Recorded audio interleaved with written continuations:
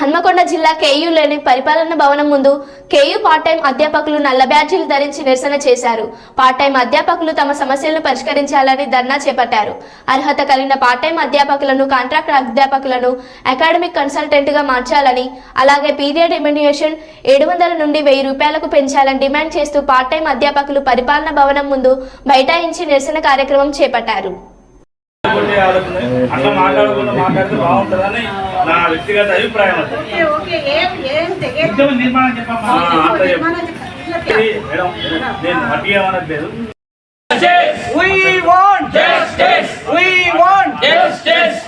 అధ్యాపకుల సమస్యలను వెంటనే పరిష్కరించాలి. పార్ట్ టైం అధ్యాపకుల సమస్యలను వెంటనే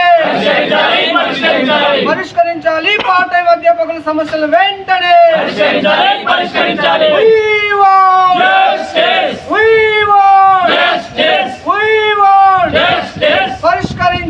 పార్ట్ టైం అధ్యాపకుల సమస్యలను వెంటనే